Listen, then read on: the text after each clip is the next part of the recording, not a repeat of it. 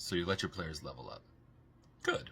Now they're going to have more complex spells and abilities that you're going to have to keep track of as the Dungeon Master in the game of Dungeons & Dragons.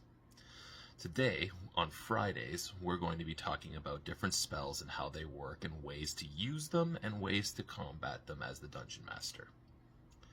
Today, we're going to be talking about a 3rd level spell that has a pretty big AoE, and no, once again, it is not Fireball. Today I'm going to be talking about the Slow spell. Slow is what I feel is the most criminally underused spell in Dungeons & Dragons. This spell is a 40-foot cube. You drop it down at a 120-foot range. You can choose 6 creatures in the area, so it doesn't matter if your allies are in there. It will only hit the targets you choose.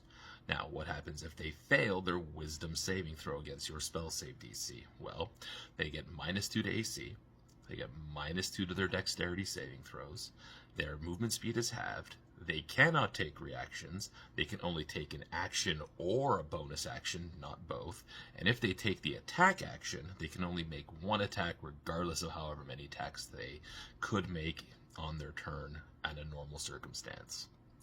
On top of that, if they are a spellcaster, there is a 25% chance that that spell will fail. So you roll a d4 on a 1, spell doesn't go off because they are too slow.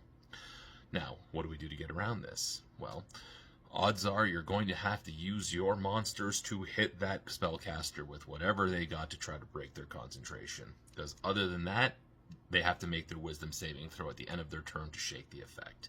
Now, because there is that save at end of turn to shake the effect, it's not the be-all, end-all, but for that round, while those monsters are slowed, it is painful. And so that is a very good spell that you can use, and then you can use it as a DM too. Don't be afraid to kind of hit your players with some of these big spells too every once in a while. Not all the time, not all the time. You gotta let your players win once in a while. You gotta let your players win most of the time, let's be real. But when you hit them with that big spell and they get slow, they're going to be like, what do you mean my AC is reduced by 2? What do you mean my dex saves reduced by 2? It creates a little bit of panic, and you get to do that too as a DM. Don't forget that. Your players are going to hit you with it. You can hit them with it too. It is a great spell. Everyone should use it more. My name's Adapt. Follow me for more tips and tricks on how to play high-level Dungeons & Dragons.